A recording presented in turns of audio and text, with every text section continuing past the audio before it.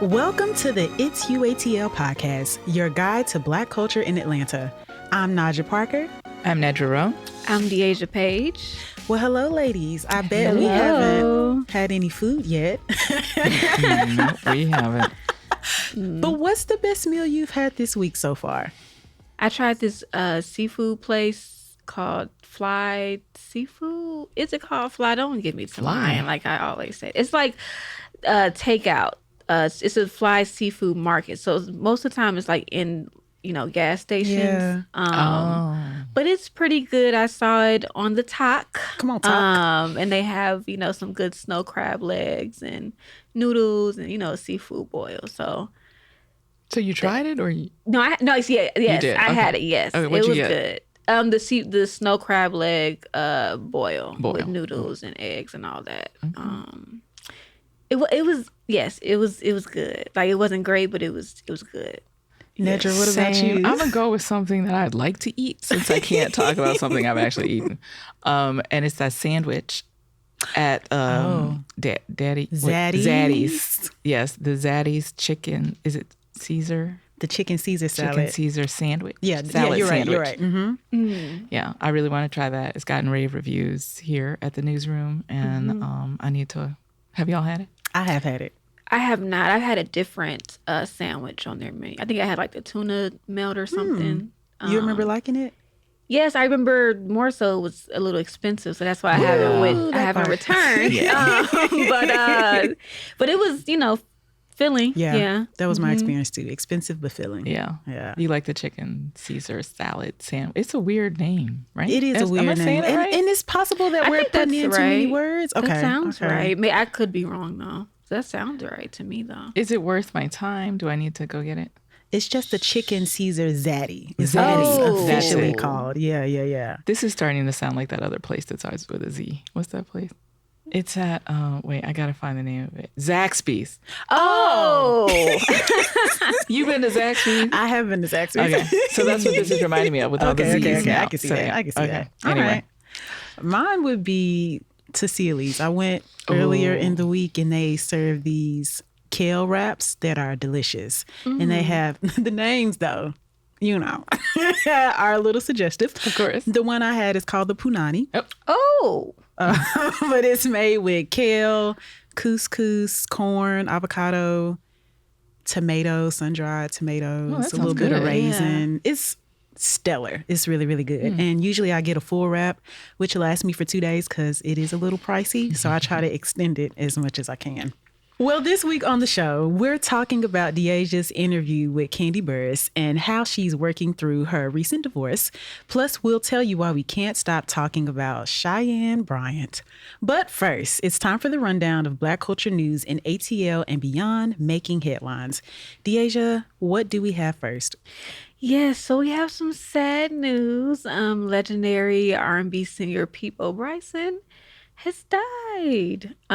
He was 75. He died after suffering a stroke. Many know him for his Disney duets, Whole New World and Beauty and the Beast, but he also has his own, solo career. I think he's released roughly like 20 albums. That's a lot. My personal favorite is I'm So Into You. Yes. You don't know that one? I probably know it when I hear it. Come on, hit us with a few bars, Deasia. I'm so into you. Yes, you got us covered. Yeah. Yes. Come on. Yes. It's so his voice is so pristine. Amazing. Yes. Rest in peace. Classic. Do y'all have any Peabo Bryson memories, reflections, or? I mean, that's the that right there. You nailed it. Yeah. What else did I like? I liked. I'm looking up his discography so I can remember. Tonight I Celebrate My Love for You. That was another good one. Feel the Fire. I know that one. Yeah. Yeah. I feel like he was like the king of, the, what do they call it? The Quiet Storm. Yes. Yeah. He was good for a Quiet Storm hit. Yeah. Go ahead, Peabo. Yes. My memory is through my dad. Yes, of course. I felt like I knew that person. You already knew where I was going with it. My dad's vinyl collection is massive. I recently learned that he has about 700. Wow. Where does he keep them? He is a whole room dedicated to him, and I don't even think He has a music room. he does have a music room. Nice. I love that. With I the do too. stereos and the Yeah. sound. I love going to my dad's house because he just puts on a record and he gets in that zone. And the house is filled with Yes. just the soul. Love it. And he's got some Peabo Bryson, and he always tells me the story of how he met him in an airport in the 90s. Wow. And he took a picture with Peabo Bryson, and he can't find the photo. And he's like, will you please help me find the picture? So when I saw the news that Peabo had died, I immediately text my dad, and he reminded me for the umpteenth time to help took him a find picture, yeah. this picture. So Yeah. Oh, Yeah. At least he Yeah. has that he memory, does. though. That's Yeah. nice. And he said he was really pleasant and was Yeah. nice and was happy to do it. I feel like I can see that about him. He looks like a nice person. I don't know. Yeah, he does. And Kind. I before I saw the news about him suffering a stroke, I didn't know he lived in Atlanta for this long. Like he lived here for over 50 years. Yeah. And it made me think about like how, when we think about Atlanta's music scene, we start with, Outkast, Jermaine Dupri, but to those folks, Peabo Bryson's, the Joyce Irbies, the Gene Carnes, they were Gene. they're Come on, stars. Deasia. I gotta go, y'all. I'm gonna go listen to some music. Oh, love me some Gene. But yeah, rest in peace. But yeah, I just thought about how, for the Jermaine Dupri's, Outkast, Goody Mobs of the world, like the 70s and 80s legends, those were their, stars. And definitely an integral part of Atlanta's music scene, although he's from, South Carolina. But rest in peace. Rest in peace, people. Rest in peace. Rest in Thank you. peace. Thank you. Yes. That's what we Yeah, say that's to a people. good one. Yes. Gratitude. Right. Yes. Yeah. Well, one thing folks may not be as grateful for are these MARTA delays. We might be grateful if it worked.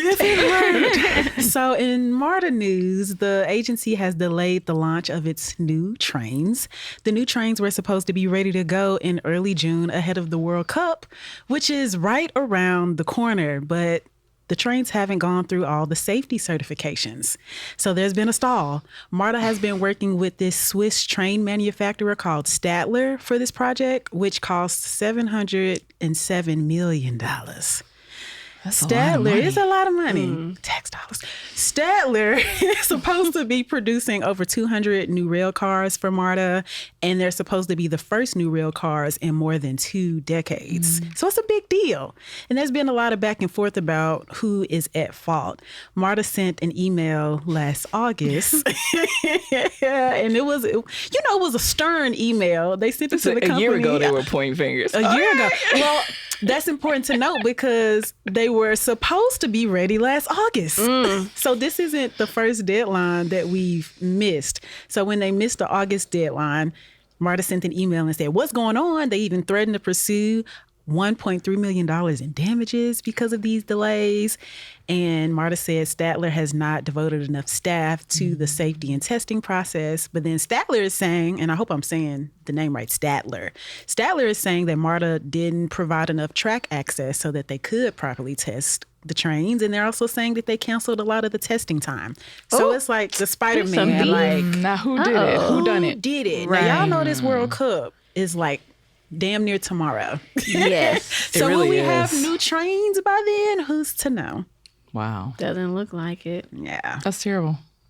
Yeah. The train is stuck in the station. They're stuck in the station. Yeah, it's wild because, as someone who hasn't, been on MARTA missing Ever. I feel like, time and time again, I'm reminded why I shouldn't why be you haven't taking been, MARTA. yeah. So, who knows when I'll be on that train? Man.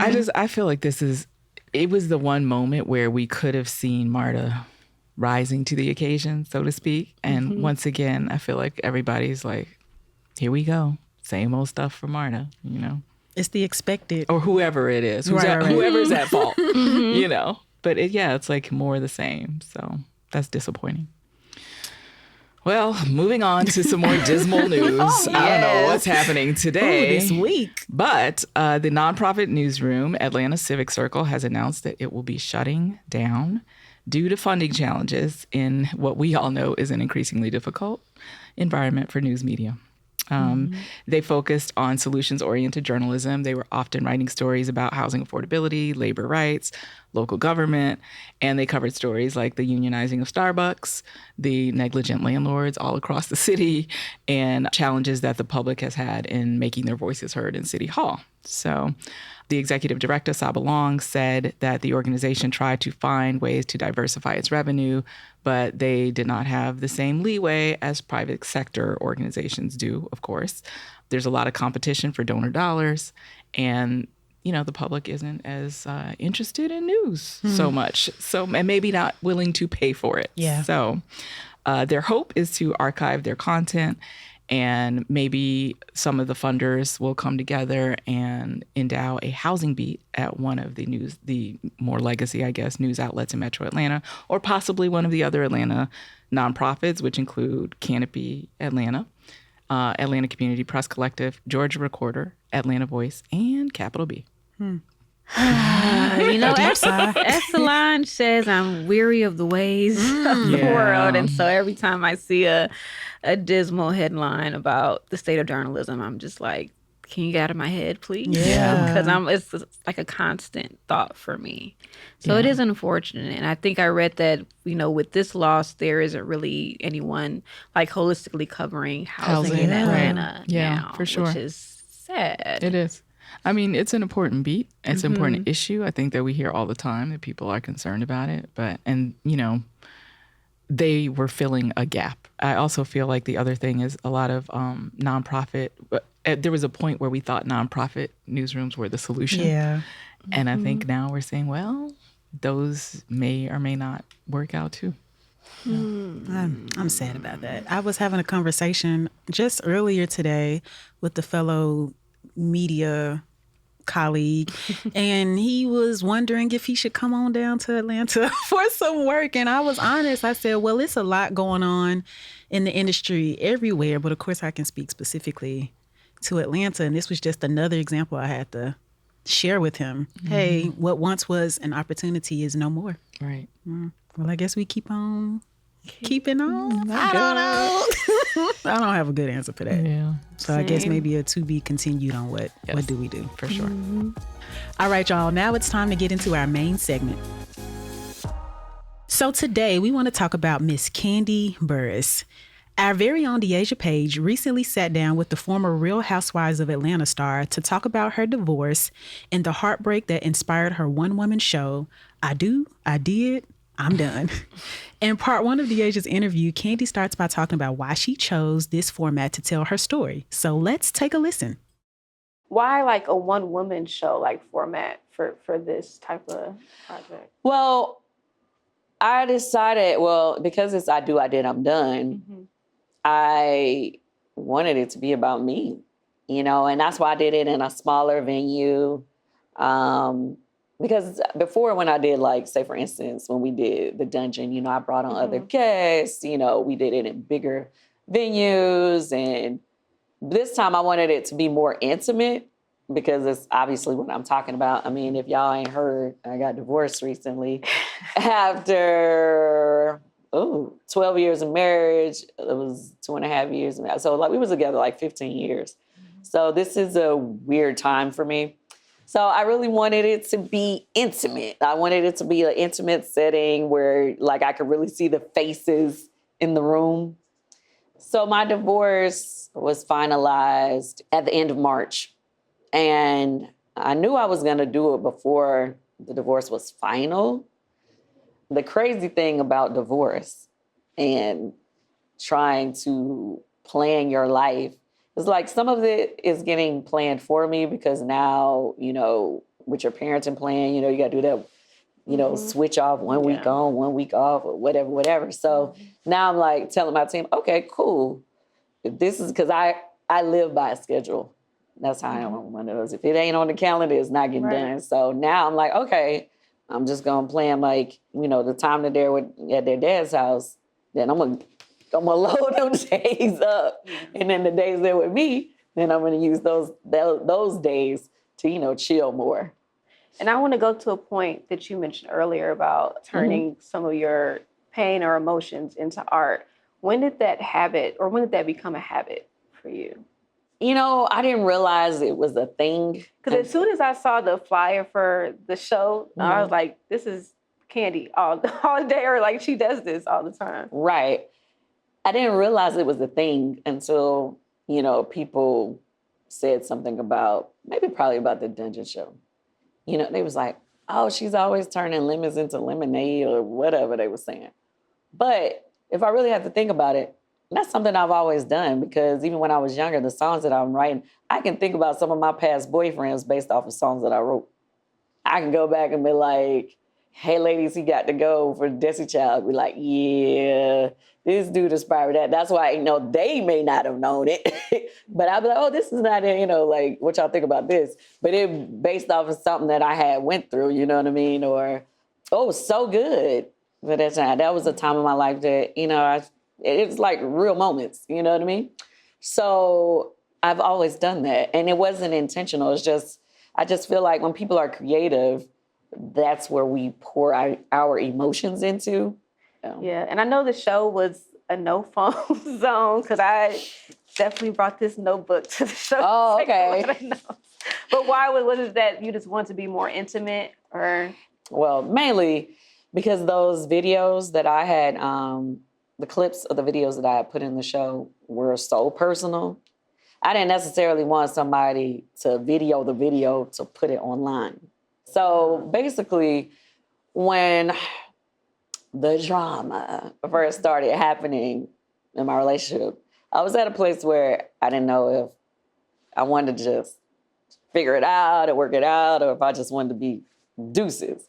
But, of course, Don Juan knew what was going on. He knew how I felt and all that stuff. And he was like, him and Morris was like, you have to record it, Kandi, because, you may not want to record it now, but later you may want to be able to document this time in your life.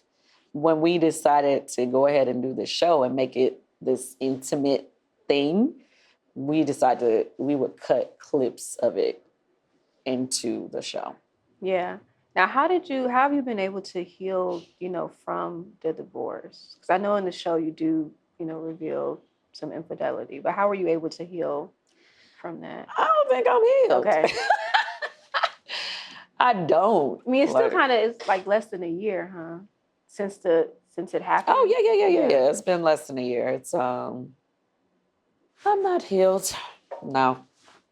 Mm-mm. I mean, how are you navigating it, I guess, or like taking care of yourself throughout everything? Don't make me cry. Where's my tissue? I'm gonna catch you before I mess my makeup up. How do I don't know. I mean, how does anybody navigate? Yeah. But I feel like you do so much, and I hope you're taking time. Sorry. No, you're fine. Wait, bring it together. So basically, I would say I'm not healed. Okay, simply, you already see me as like, I'm one of those people, like, I try not to talk about, I guess like I said to you earlier, I don't like to talk about stuff because I don't like to be emotional. I don't like to be sad. I like to live into the positive, lean into the positive, lean into the fun. With that being said, I stay busy, because when you're busy, you ain't got time to be sad. And then on top of that, I've been leaning into trying to have more fun. Some people lean into other things, like I'm not a drinker or a drugger or whatever. Yeah. So my thing is work. And I'm trying to make it fun too. Yeah. Okay, y'all, it's time to take a break, but we'll be right back. Yeah. What advice would you give, like, your 40-year-old self, now that you're about to be the big, 5-0? What advice would I give my 40-year-old self? Get into focusing on getting more serious about my health and fitness earlier. Make sure it's tight and right all the time. But I mean, in all fairness, like, I don't have any regrets. I don't have no regrets about my marriage. I feel like we had a good marriage. It was great while it was great. And I feel like, everybody has a situation that can be great and then something happens and make it go bad. So it was great while it was great. I don't have any negative thing to say about my marriage or Todd. Yeah. And I don't know, for me, it's like, I find it empowering when women like leave situations. I don't know why, like just makes me a little happy on the inside.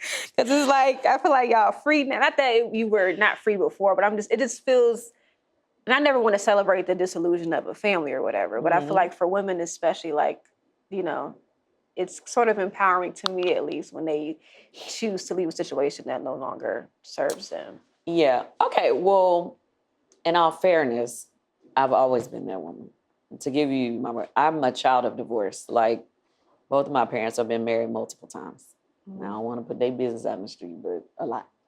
So I didn't really have a high view on marriage prior to. And I never believed in wasting a lot of time in a situation.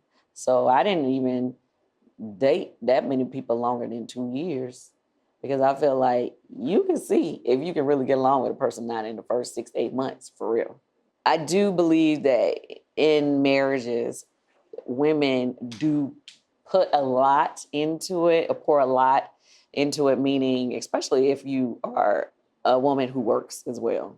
Mm-hmm. You pouring into the kids, you pouring into the household, you pouring into, your husband, all the things. And a lot of times, they don't really see your value until after you throw up the deuces. Mm-hmm. So, mind you, when you're in a marriage, a lot of times you let a lot slide just because you want your marriage to work. When I feel like the respect was not there, and when a person don't really feel bad for what they did or apologize for what they did, it's like, that means they're going to keep doing it. Right. And I'm one of them ones, I look at life like a relationship, like a yo-yo, right? They can drop you, pick you up, drop you, pick you up, right? And then if you find yourself with a person that is okay with dropping you, I mean, they're going to keep doing like this. Yeah. And I'd rather just cut the string and deal with the sadness that one good time than allow myself for you to pick me back up and I'm like, okay, everything's great. And then next week you do it again. Nah, we're not doing that. We're not doing that. Yeah. Now I can understand, I don't think any marriage is perfect, right? Mm-hmm. I feel like something is going to possibly happen at some point in any marriage. But like I said, if the person approaches it like it's something like it ain't that big of a deal, that means they're going to keep doing it. You know how to play you, yeah. Yeah. I'm not here for that. Yeah. I'm not here for that. Yeah. No. But things are good between you all now. Mm-hmm. Yeah, like we co-parent well. So I don't want to be the bitter baby mama. Like, I don't want to be bitter baby mama, bitter ex-wife, none of that. We're going to figure out how to do this co-parenting thing on the trip.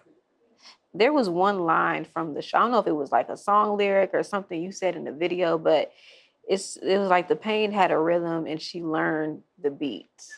Oh, that was the speech in the intro. Okay. Tell me more about that. Like, what's the beat that you're learning now? I'm just learning how I want to move as a solo person. Todd and I did everything together. Like, we did business together. Yeah. We did, we traveled everywhere together. Like, it was crazy because everybody was going to be like, she's going outside. We both was going outside. Every time I was going, he was going with me. So it was like, all those things we did together. And it's like now, when I go places and stuff, now I feel like, like, what am I, how am I moving as a solo person, solo dolo? Like, what am I doing? Mm-hmm. You know what I mean? Yeah. So it's kind of interesting to, I guess, learn to be. All right, so we are back. Deasia, what stood out to you most about your discussion with Kandi? Well, obviously I think the main highlight for me was that she did get very emotional, to the point where we had to kind of take, a break throughout the interview, which I guess I wasn't surprised that she got emotional. I guess it was like by how emotional she got and her resistance to be emotional, even though she clearly was crying, but she was fighting it. Yeah, there was like this resistance to like, get Let it out. snap out of it. I'm like, no, like, please cry. Like, crying is good. Like, I didn't want to get all, Dr. Orner on her and not as, from couples therapy, but like, that's not my job. But I really just wanted to tell her, like, or I really also wondered, like, what was the source of that resistance to, which we didn't get to, but it was an hour-long interview. But that was a main highlight. And I wondered, too, like, I've seen other clips of Kandi in interviews talking about the divorce, but I feel like this was the first time I saw her get this emotional about it. Yeah, and I asked her the question, which in the show, I'm done. She reveals the origin of the divorce, which she never did before. In the show, she's on this tour. In the show, it was like a no phone zone. So like, we don't see any videos or clips from the show, but she does like briefly mention that, there was, he cheated basically. So I thought we did know that. No, well, she never publicly. I mean, when she revealed it, I was like, well, I could have told. Not that I could have told you that. Assumed. Yeah, we just assumed that. Maybe that was it. Yeah, but she never publicly, spoke on it. Yeah. So I had asked her in the show. You revealed that infidelity led to the divorce. How are you healing from that? And I think that's what sparked the tears, because I don't think she really is healing in a way, or she's not. It was very clear that it didn't seem like she was really tapped into her emotions. So that was something that kind of stood out to me. Because it almost was like it was the first time she had considered that deeply, like her healing process. Because even in the interview, she talked about busying herself, going to work, wanting to feel positive and happy the majority of the time. Like that's the disposition she's always going after. And sadness is something, I don't know if she used the word avoid, but sadness is something she doesn't like to feel, which I think none of us like that. It feels uncomfortable. But sometimes you just gotta feel it. Sometimes you got to. Or else it comes out in moments. Yeah, exactly. Like You're just suppressing it. You're not actually resolving it. Yep. Yeah. Was there anything that you that didn't make it into the story that you walked away and thought about? That's interesting. Yeah, Kandi is obviously a Grammy award-winning songwriter. She obviously wrote the TLC hit No Scrubs, written for Destiny's Child, Pink, you name it. So she's getting back into doing more of that now for major artists. One of which she just wrote a song for Duran Bernard on his latest album. And so I wanted to get more into that, because I feel like if you're a fan of Real Housewives of Atlanta, there was a time on the show when Kandi was like deep into her songwriting bag. But as soon as she, got married with Todd, that part, you don't see much of that part anymore, even though she's doing all these other things. But songwriting, that's something that she didn't do. So, but now it was interesting to hear that she's, doing more of that and getting back to, more of her interest and more of her passions that really drove her in the beginning before the relationship.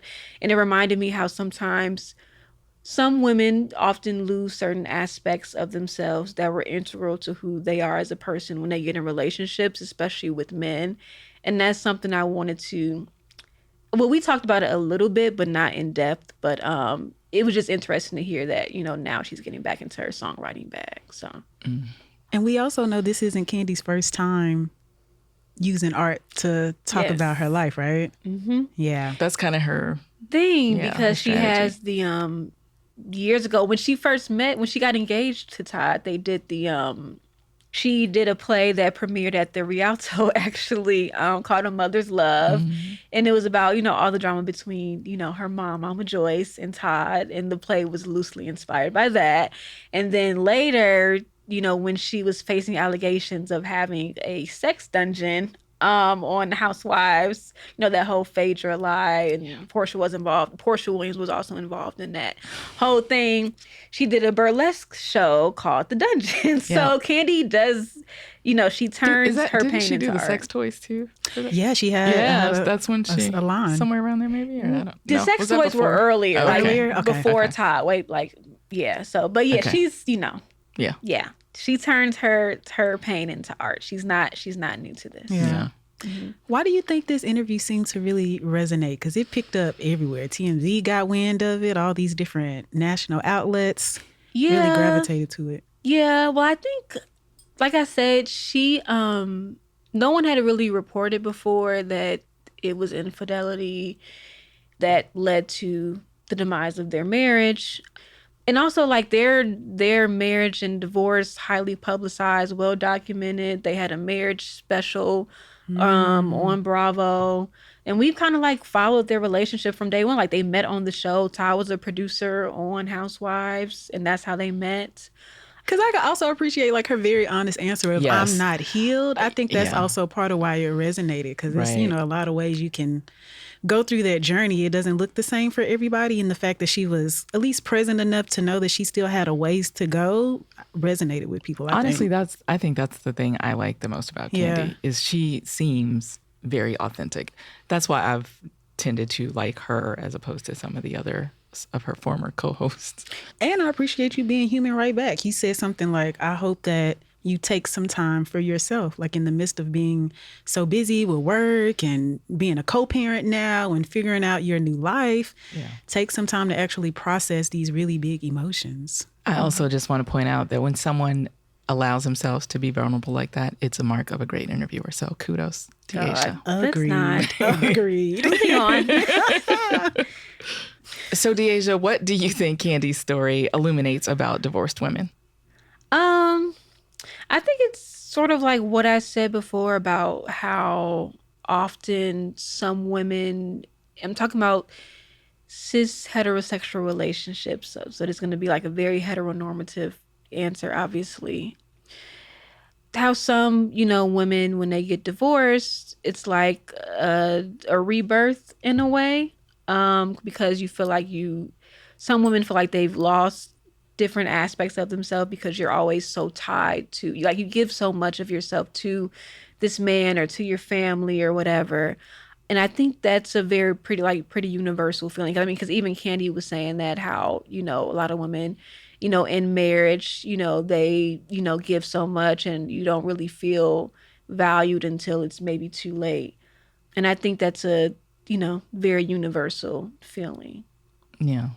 The part of that interview that struck me was the same as you when she, you know, obviously with everyone else, the millions of people who responded to it, when she broke down, because I feel like I've had and I took notes on this so I could remember exactly. I actually thought about my 15 closest friends, and of the 15, 6 are married still, 8 are divorced, and 1 is never married. Wow. And so I feel like 8 times I've been through this range of emotions with people and watching her, like, I feel like I've seen my friends crying. I've seen them being angry. I've seen, you know, the full range of emotions that you experience when you go through something like that. And it's, you know, it's tough. So, you know, kudos to her for like working it out, because I think it takes time to find your way through all of those emotions. And I don't know, it's just when I thought about the number of people that I know who have experienced that, and, you know, we throw around statistics all the time, like 50% of marriages end in divorce, you know, but you don't think about how much it is, and perhaps in our circles even a little bit larger. So I don't know. What do you think? Man, that's a big number. You said 15 friends, 8, which is a little more than half or about half, have been divorced. What's the age range? Was it like the 20s, 30s, 40s, or? Yeah. So, I mean, of the 8 friends who are divorced, they started late 20s and up to present. Yeah, that number really stood out to me. I'm trying to think of my own friend list. I'm in my mid 30s. I can think of one friend who is now in her early 40s who's been divorced, and the divorce was finalized when she was still in her 30s. So I feel like divorce is all around us, unfortunately. I can even remember as a child feeling like the only one whose parents were still together. All of my friends talked about going to different houses for the weekend. And I'm like, oh, well, I'm just in my house. I'm just in my house. My parents are now divorced. They got divorced when I was a whole 30 years old, and their separation took place during the pandemic. So that was just overwhelming in general. I felt like the part of Kandi's interview that I could also relate to, she said something about her parents having been married and divorced multiple times. That's a similar experience to mine, because both of my parents were divorced twice, including their divorce from one another. Not to put their business out there. I think she said something like that too in that interview. I won't be putting their business out there. But I think experiencing divorce as an adult child was something that it wasn't on my bingo card. And I hear a lot about protecting little children as they try to navigate a new world. But I don't know if I hear a lot about how adult children should navigate that, because I feel like it flipped my whole world upside down. Now, part of me wasn't surprised. Yeah. I want my parents to feel peace, no matter what that looks like to them. But changes such as holiday traditions are different. Granted, my dad never celebrated Christmas, so that's one I never had to worry about. But like Thanksgiving or Kwanzaa or Black History Month or any of those holidays we would do together, that's not happening anymore. Now when I go home, I do have to go to two separate houses. And the first time I had to do that, I boohoo cried driving from my mom's house to my dad's house because I was overwhelmed. It was just a new experience. Wait, do they live in the same city or? Live in the same city, okay. yeah. So now my dad's like on the outskirts of Memphis in the suburban area. But yeah, I cried the whole way there because I was just like, what is going on? And then also navigating, trying not to be in the middle. Or them also putting you in the middle. And as an adult, I imagine that boundary would not be as tight as when, it's a younger child. Because like, when you grown, you can deal with this now. And let me tell you how I knew it was serious. When my dad started opening up to me, something that he has traditionally never done, I said, oh, this is serious. It's actually part of the reason I went to therapy during the pandemic, because one, we were on lockdown and that was depressing on its own. But my parents were going through this divorce and I was feeling a lot of things.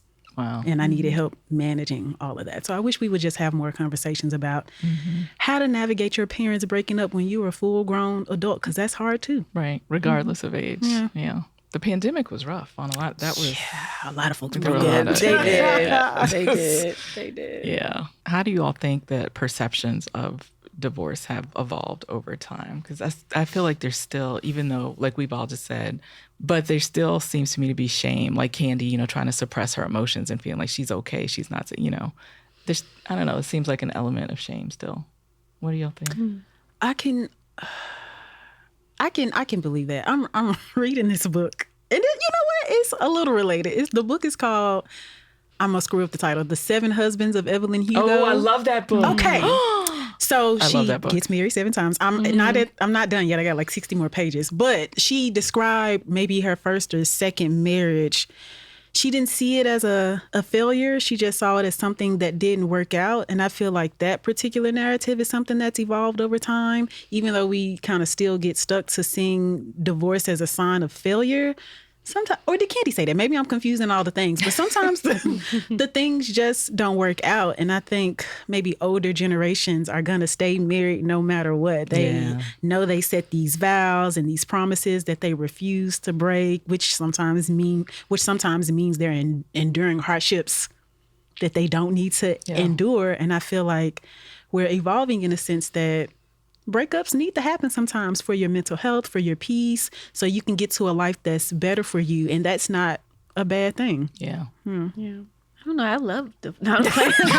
No, I'm just playing. Well, I don't know. I did share this with Kandi too. I was like, I do find it empowering, when the women, file for divorce, especially if they're filing for divorce against, from a man. It's usually women. Yeah. And something about it just feels so like, yes, like it's sexy. It's like, I don't know, it's empowering, inspiring, like it's a freedom. Because I really do feel like, I don't know if marriage is something that, benefits women in like straight relation. I don't know. I mean, I kind of don't think it does. But my perception. I love the way you're being diplomatic. I don't know. Right, because I've never been, don't have many who have been. So, but yeah, my main perception of it is, cool to freedom. Yeah. I think it's funny that you say that because Kandi said something about a week on, a week off. And some of my friends have said to me like, oh my God, yes, I'm divorced. Yes, my marriage is over.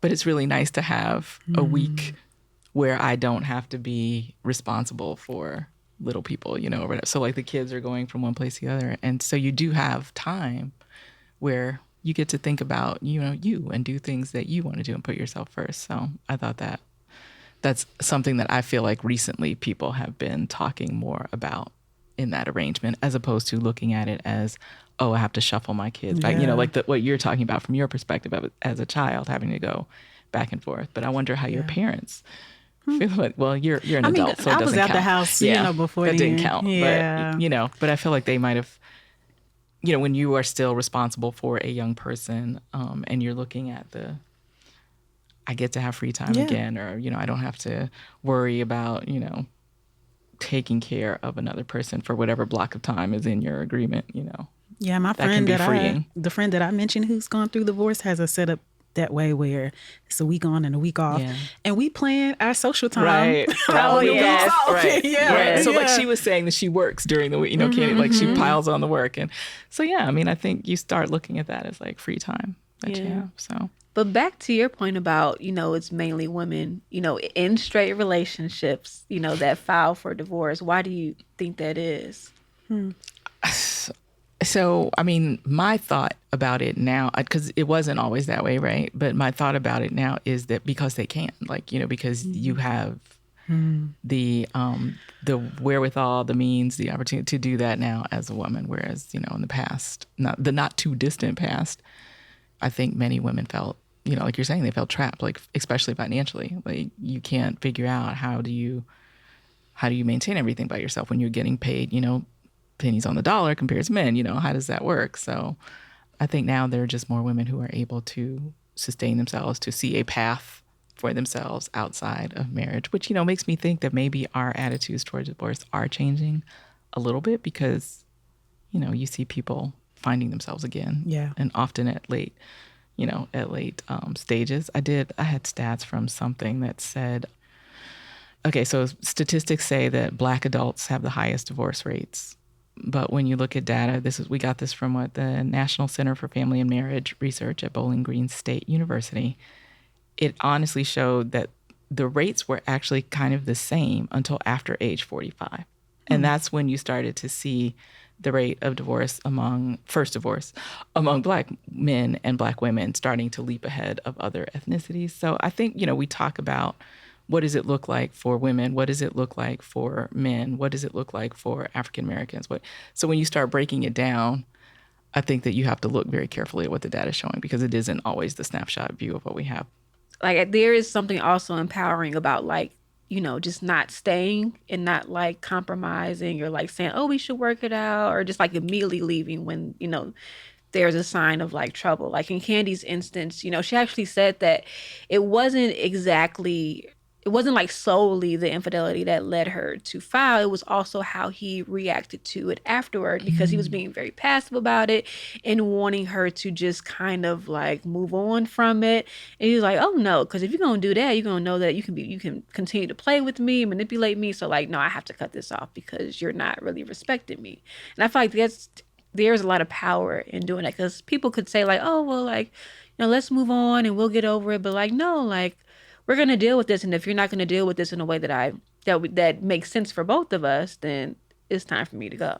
I also feel like men and women can see something on the other side of divorce, whereas before, maybe they couldn't, especially as they get older. We've seen the rise in gray divorce, the later daters, the Golden Bachelor, some of those people were widowed, but some were also divorced, and just dating at later ages. And so I think maybe for women in particular, it's oh, I might be 35, I might be 45, I might be 55, and I can still see, possibilities, romantic possibilities for myself beyond marriage, So I think that can free people to think, oh, I can move on. Yeah, because I feel like definitely the older I get, the heller the no. Well, I'm trying to work on it though. I'm kind of bad at it. Actually, that's not even really a true statement for me, for real. I'm trying to get to that point, but like the older I get, the point of like just say no to some things. Like everything's not going to work out. Like don't be too compromising. Like I want to get to that point where I can be like, oh hell no. Mm-hmm. Like going back to that book Maya wrote in Girlfriends. Oh hell no. Yeah. But like I want to like aspire to be like, the older I get, the heller the no, because I want to say no. To things, and like things don't always work out. Like there's always a better way. Yeah. So. Yeah. I went my last therapy session, which was not related to my parents' divorce. We were just talking, about life updates.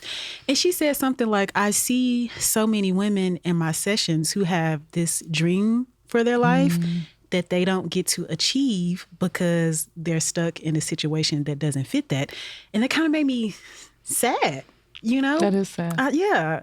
And I think now that hopefully we're trying to lean into having more of a full life where we're not so male-centered, where we're leaning on our girlfriends or our community or our family or hobbies or work or passions, where we wake up and we got a million things to think about that's not a man, Right.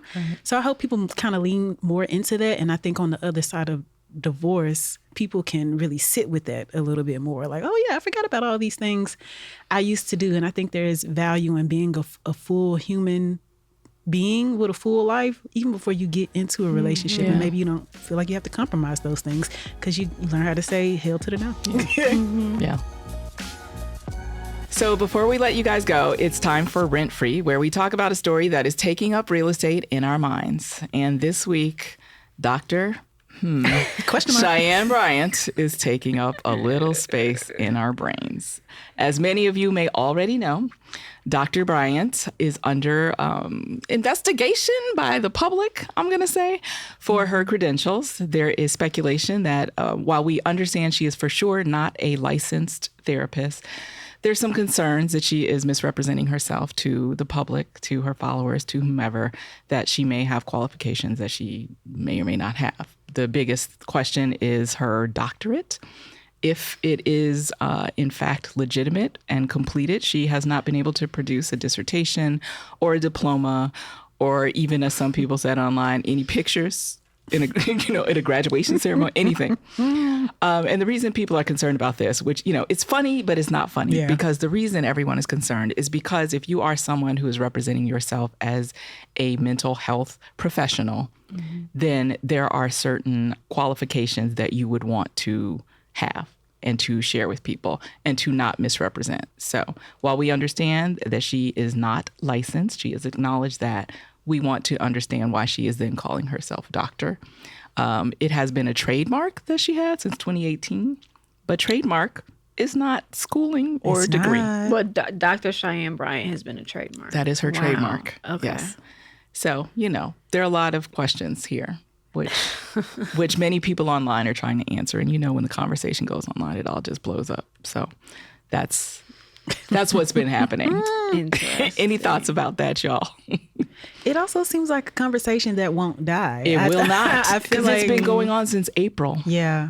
And there's been no clarity at all. I feel like she's been doing interviews since April to try to clear this up. Well, she has said, I'm not going to address this. Oh, God. I'm just going to say this once. And that was on The Breakfast Club. Okay. She said she was going to clear it up for her followers specifically. But nothing that she said cleared anything up. So yeah, because it's like the school. Sorry, I didn't want to cut you off. She was saying something about the school that she got it from, or allegedly got it from, is now closed. Defunct, yes. And she couldn't get the transcripts or something. And, well, she said that she got the transcripts up until her dissertation. When things don't make sense to me, that's when I'm like, somebody's lying. There's some information that we're not getting here. And none of that makes any sense to me. Do we know how she initially gained popularity?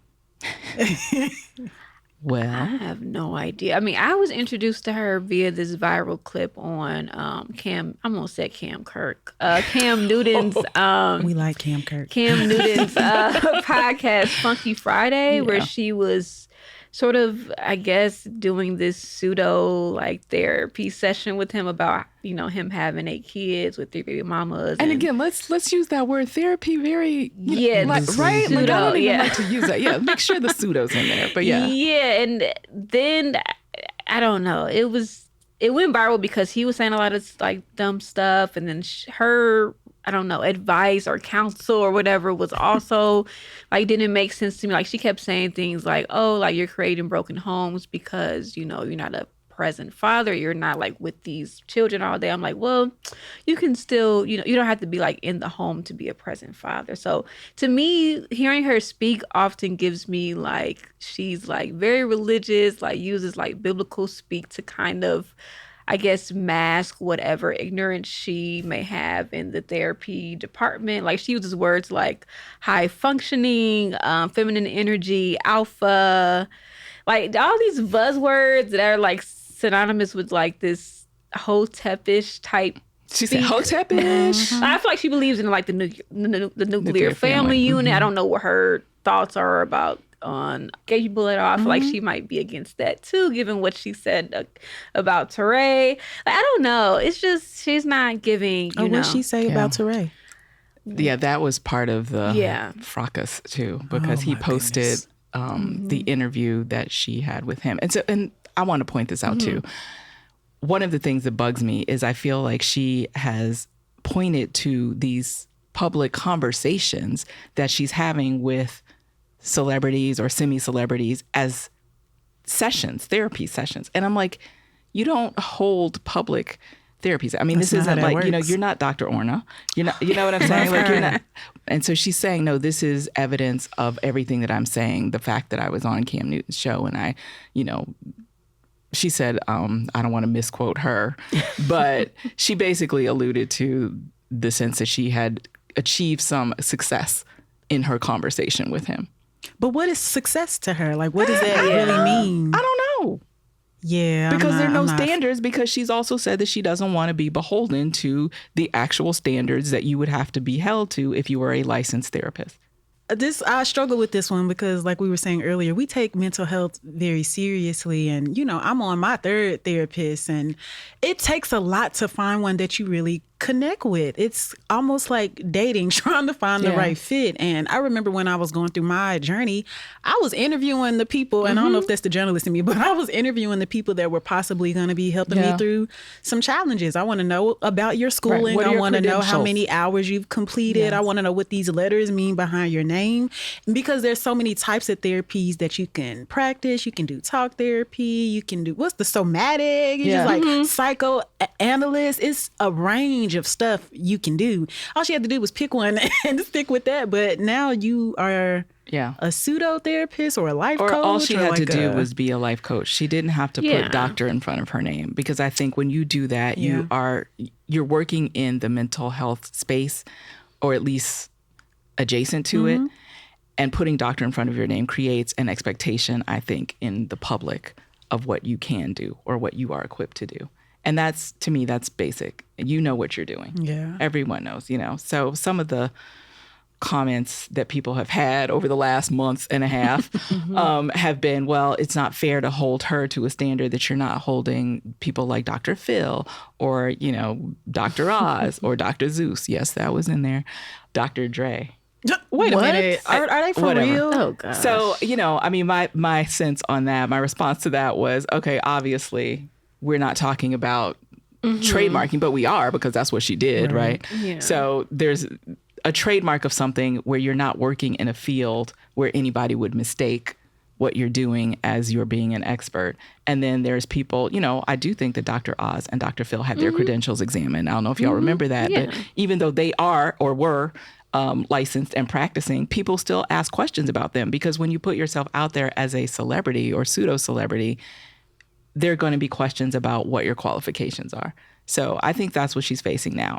Maybe it's influencer culture and that sort of thing that has just gone crazy and allowed people to really just dive in as a supporter and believe whatever.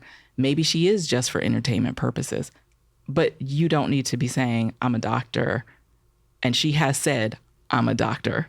I actually quoted her from a magazine interview she had saying, I'm a doctor. Okay, so if you are, it might be a doctorate that you have, a PhD, that we still haven't seen any evidence of, but you are for sure not a medical doctor or anyone licensed to, to treat someone for mental health in that way by diagnosing them.